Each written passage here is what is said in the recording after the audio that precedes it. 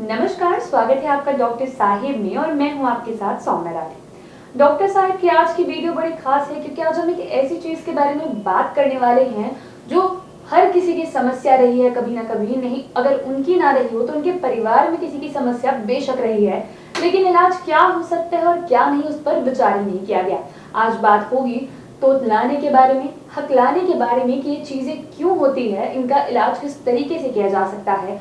और सवालों के जवाब देने के लिए मेरे साथ इस वक्त बैठे हैं डॉक्टर योगेश कुमार, जो कि बिहार के सबसे जाने माने मस्तिष्क रोग विशेषज्ञों में से एक है। सबसे पहले डॉक्टर साहब नमस्कार, बहुत बहुत स्वागत है आपका। डॉक्टर साहब, सबसे पहले मैं हकलाने की समस्या के बारे में बात करना चाहूंगी। ये एक ऐसी चीज है कि लोग जानबूझकर नहीं करते हैं, लेकिन इसके कारण क्या होते हैं, इलाज क्या होता है, इसके बारे में लोगों को जानकारी नहीं। तो ये क्यों होता है? ये हकलाने की जो बीमारी है ये आनुवांशिक हो सकती है। ये कई घरों में देखा जाता है कि ग्रैंडफादर से लेके फादर एंड देन बाकी बच्चों में आता है। तो एक तो आनुवांशिक है, दूसरा ये है कि अगर बर्थ के समय, अगर जन्म के समय बच्चे का कुछ प्रॉब्लम रही हो, बच्चा तुरंत सांस नहीं ले पाया हो, या जब वो गर्भ में था उस टाइम कुछ प्रॉब्लम हुई हो मदर को, तो इन सब कारणों से भी ये होता है। दूसरा, आगे जाके बच्चों का अगर क्रमिक विकास सही से ना हो तो वो एक कारण हो सकता है। तीसरा ये है कि आगे जाके काफ़ी सारे बच्चों में हेड इंजरी होती है, वो भी एक कारण हो सकता है। इसके साथ साथ और भी बहुत सारे मेटाबॉलिक जो उतने कॉमन नहीं हैं, वो भी एक कारण हो सकते हैं। जी डॉक्टर साहब, आपने अभी कहा कि जब बच्चा माँ के गर्भ में होता है तब कुछ दिक्कतें हो सकती है, वो दिक्कतें क्या हैं? गर्भ में जैसे बहुत सारी, क्योंकि 9 महीने जैसा कि बोला जाता है कि बच्चे गर्भ में रहते हैं, और शुरुआती जो 1.5 महीने के आसपास का जो समय होता है उसमें हमारे बच्चों का सारे ऑर्गन्स बनते हैं, सारा चीज़ों का, मस्तिष्क हो, हार्ट हो, किडनी हो, लंग हो, आपका लैरिंग्स है, मुंह है, सब चीज़ का विकास शुरुआती 1.5 महीने में होते हैं। अगर उस समय मदर को कुछ उस तरह की बीमारी रही हो या कुछ ऐसे दवाइयाँ ली गई हों जिसकी वजह से बच्चों के विकास जो बनते हैं बच्चे उस टाइम प्रॉब्लम होती है, तो वो एक कारण हो सकता है। जी डॉक्टर साहब, कई दफ़ा ये देखा जाता है कि लोग आमतौर पर नहीं हकलाते हैं, लेकिन अगर ज़्यादा एंजाइटी हो जाए या फिर मानसिक रूप से किसी चीज़ को लेकर परेशान है तब हकलाने जैसी उनकी स्थिति हो जाती है। तो इसके पीछे क्या कारण है? हकलाना एक अलग है, एक आगे जाके उम्र के साथ भी बहुत लोगों में शुरुआती दौर पे ठीक ही रहते हैं, आगे जाके भी ठीक रहते हैं, लेकिन थोड़ी एज होने के बाद वो हकलाहट आती है। उसके कई एक कारण हो सकते हैं, जिसे बोला जाता है न्यूरो डिजनरेटिव ब्रेन डिजीज।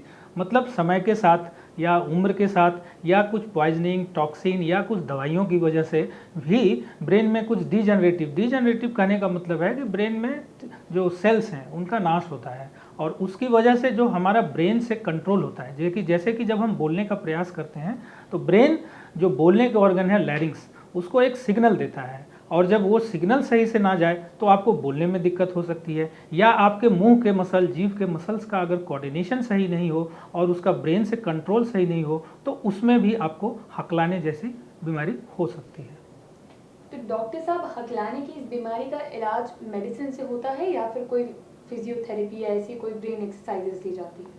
ये डिपेंड करता है, पेशेंट का डिटेल इवैल्यूएशन करने के बाद ये देखा जा सकता है कि ये पेशेंट्स, और एक्सरसाइज, डेफिनेटली एक्सरसाइज का रोल है। न्यूरो की कोई भी बीमारी होती है उसमें एक्सरसाइज, फिजियो अलग अलग तरीके के हैं और उसका एक अहम रोल होता है। तो definitely speech and swallow therapy और भी बहुत सारी थेरेपी हैं, आजकल तो काफ़ी इम्प्रूव्ड हो गए, एडवांस हो गया है, तो अगर करें तो उससे भी फ़ायदा होता है। और अगर जैसा कि हम एमआरआई करके देखते हैं और भी बहुत सारे टेस्ट हैं उसमें करके देखते हैं, अगर वहाँ से कहीं से कुछ परेशानी आती है तो हमको वो भी करना, उसको भी सही करना होता है, और साथ साथ में स्पीच सॉल्व थेरेपी तो करनी ही है। जी डॉक्टर साहब, जहाँ तक बात तोतलाने की रही तो उसके क्या कारण है, ट्रीटमेंट कैसे होता है उसका?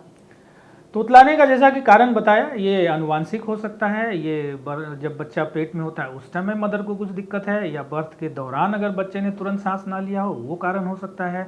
आगे जाके कुछ मेटाबॉलिक डिसऑर्डर हैं उसकी वजह से हो सकता है, या और थोड़ी एज जाए तो ब्रेन का सही से विकास ना हुआ वो कारण हो सकता है।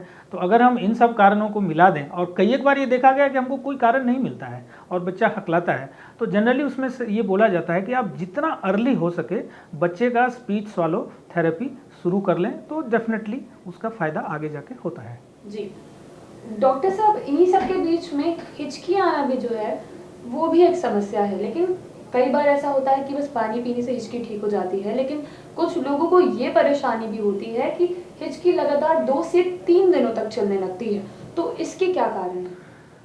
देखिए, हिचकी आना एक आम स्वभाव है, हर हम लोग डकार लेते हैं, उसी तरह से हम लोग हिचकी भी लेते हैं कई एक बार ये। और ये जो हिचकी लेना जनरली आमतौर पे देखा जाता है कि आपको गैस्ट्रिक इरिटेबिलिटी, मतलब आपका पेट, जिसे आम भाषा में बोले तो आपका पेट इरिटेट हो जाता है और आपके डायफ्राम मसल्स ज़्यादा कॉन्ट्रैक्ट करने लग जाते हैं। और ये जनरली ये बोला जाता है, इसलिए आपको बोला जाता है कि आप थोड़ा पानी पी लें, और पानी पीने से जनरली ये ठीक हो, अगर ये गैस्ट्रो प्रॉब्लम है। लेकिन बहुत सारे न्यूरोलॉजिकल समस्या भी हैं जिसमें कि आपको बार बार हिचकियाँ आते रहती है, और इसका कारण होता है ब्रेन में कुछ समस्याएं। अगर ये उस तरह से आ रही हैं तो हमको उसको प्रॉपर इन्वेस्टिगेट करके देखना होता है, और अगर उसमें कुछ मिलता है तो हम अकॉर्डिंगली उसका इलाज कर सकते हैं। लेकिन जनरली ये देखा जाता है कि ये गैस्ट्रिक इरिटेबिलिटी डायफ्राग्मेटिक इरिटेबिलिटी की वजह से होता है, और जनरली जो नॉर्मल तरीके से जो हम देते हैं उसमें ठीक हो जाता है। जी, उम्मीद करती हूँ कि डॉक्टर साहब की बताई गई सारी बातें आप सभी ने ठीक तरीके से सुनी और समझी होगी। इसी के साथ बहुत जल्द मुलाकात होगी डॉक्टर साहब के अगले एपिसोड में। तब तक के लिए अगर वीडियो को फेसबुक पर देख रहे हैं तो पेज को लाइक करें, यूट्यूब पर देख रहे हैं तो चैनल को सब्सक्राइब करें। कमेंट सेक्शन में या मेल बॉक्स के माध्यम से आप हमें ये भी बता सकते हैं कि डॉक्टर साहिब से आपके और क्या सवाल हैं, और जवाब हम बहुत जल्द आप तक ऐसी एक वीडियो में जरूर पहुंचाएंगे। धन्यवाद।